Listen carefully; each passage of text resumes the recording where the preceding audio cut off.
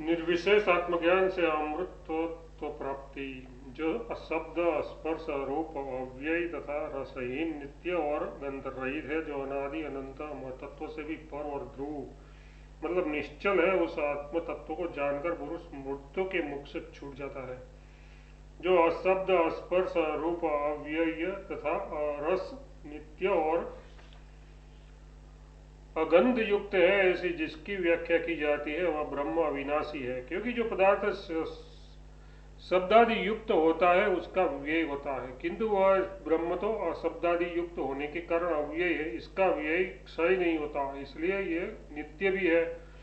क्योंकि जिसका व्यय होता है वह अनित्य है, इसका व्यय नहीं होता, इसलिए ये नित्य है। ये अनादि यथार्थ जिसका आदि कारण विद्यमान नहीं है, ऐसा होने से भी नित्य है। क्योंकि जो पदार्थ आदिमान होता है वह कार्यरूप होने से अनित्य होता है और अपने कारण में लीन हो जाते हैं, जैसे कि पृथ्वी आदि। किंतु ये आत्मा तो सबका कारण होने से अकारण है और अकार्य होने के कारण नित्य है, इसका कोई कारण नहीं है जिसमें कि ये लीन हो। इसी प्रकार ये आत्मा अनंत भी है, जिसका अंत यथार्थ कार्य अविद्यमान हो उसे अनंत कहते हैं। जिस प्रकार फलादि कार्य उत्पन्न करने से भी कदली आदि पौधों की अनित्यता देखी गई है, उसी प्रकार ब्रह्म का अनंतत्व नहीं देखा गया, इसलिए भी वह नित्य है।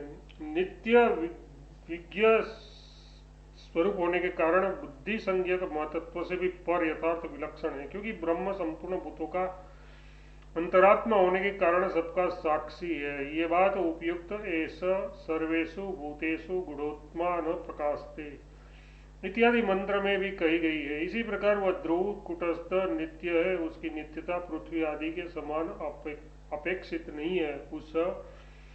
इस प्रकार के ब्रह्म आत्मा को जानकर पुरुष मृत्यु मुख से अविद्या काम और कर्म रूप मृत्यु के पंज से मुक्त वियुक्त हो जाता है। अब प्रस्तुत विज्ञान की स्तुति के लिए श्रुति कहती है, प्रस्तुत विज्ञान की महिमा नचिकेता द्वारा प्राप्त तथा मृत्यु के कहे हुए इस प्रकार कहे हुए इस सनातन विज्ञान को कह और सुनकर बुद्धिमान पुरुष ब्रह्म लोक में महिमावंत होता है।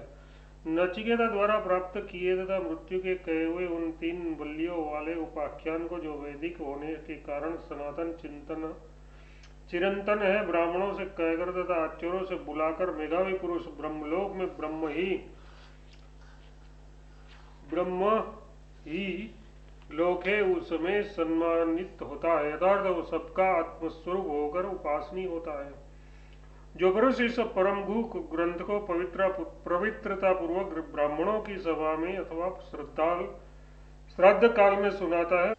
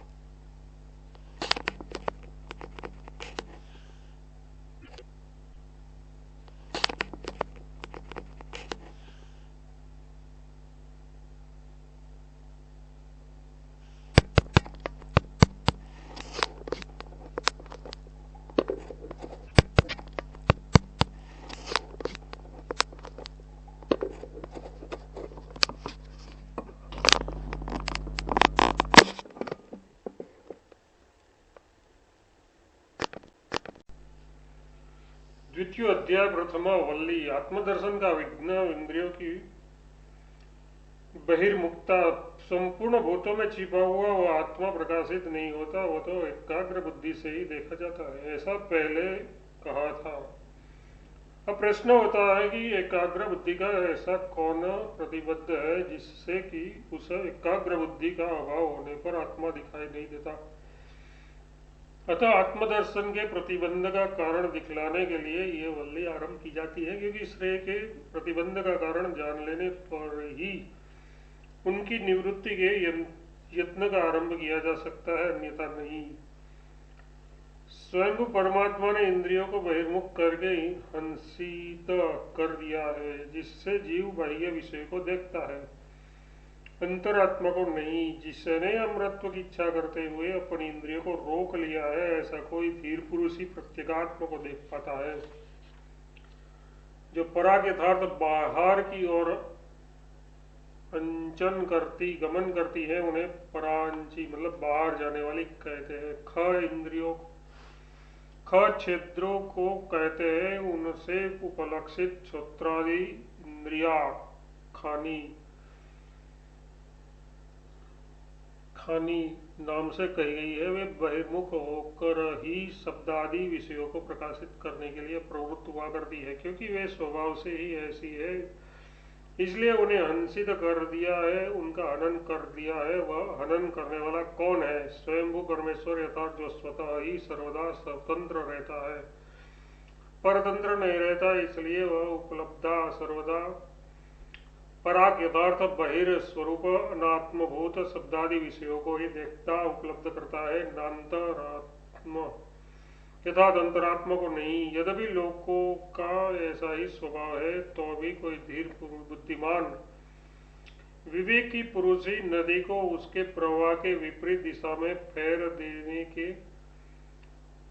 देने के समान इंद्रियों को विषयों की ओर से हटाकर उन अपने प्रत्येगात्मा को देखता है, जो प्रत्यक मतलब संपूर्ण विषयों को जानने वाला हो और आत्मा भी हो, उसे प्रत्येगात्मा कहते हैं। लोक में आत्मा शब्द प्रत्यक के अर्थ में ही रूढ़ है और किसी अर्थ में नहीं। युक्ति पक्ष में भी आत्मा शब्द की प्रवृत्ति उसी प्रत्यक अर्थ ही में है, जैसा कि क्योंकि ये सबको व्याप्त करता है, ग्रहण करता है और इस लोक में विषयों को भोगता है तथा इसका सर्वदा सद्भाव है, इसीलिए ये आत्मा कहलाता है। इस प्रकार आत्मा शब्द की व्युक्ति के संबंध में स्मृति है। उस प्रत्येगात्मा को यथार्थ अपने स्वरूप को एक सत देखा यानी देखता है।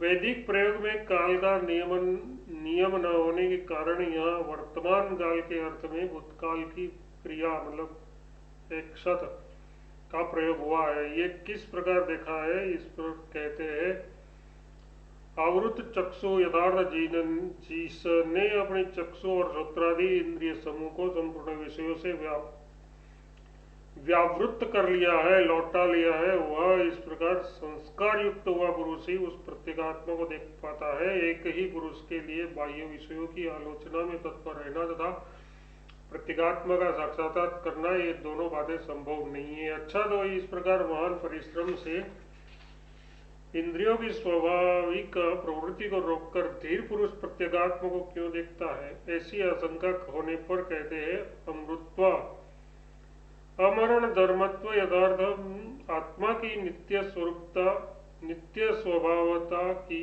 इच्छा करता हुआ उसे देखता है।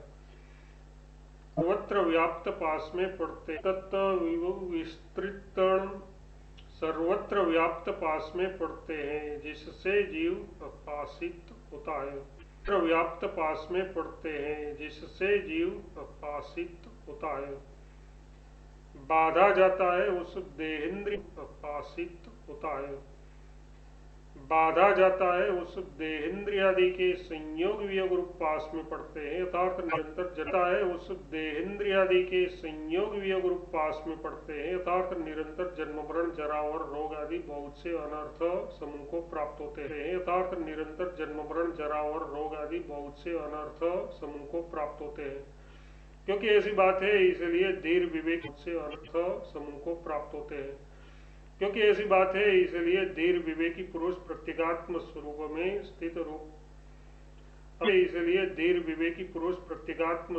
में स्थित रूप अमृत्व को ध्रुव मतलब निश्चल जानकर देवता आदि का अमृतित रूप, अमृत्व को ध्रुव मतलब निश्चल जानकर देवता आदि का अमृत्व को तो अध्रुव है, किंतु ये प्रत्यगात्म स्वरूप में स्थित रूप अमृत्व ये कर्म से न बढ़ता है न घटता है, इस उक्ति के अनुसार ध्रुव है। इस प्रकार के अमृत को कुटस्थ और अविचाल्य जानकर वे ब्रह्मवेता लोग इस अनर्थ प्राय संसार के संपूर्ण ध्रुव नित्य पदार्थों में से किसी की इच्छा नहीं करते, क्योंकि वे सब तो प्रत्यगात्मा के दर्शन के विरोधी है। यथार्थ वे पुत्र चित्त और लोकेशना से दूर ही रहते हैं। ब्राह्मण लोग जिसका ज्ञान हो जाने से और किसी वस्तु की इच्छा नहीं करते, उस ब्रह्म का बोध किस प्रकार होता है, इस पर कहते हैं आत्मज्ञ की सर्वज्ञता।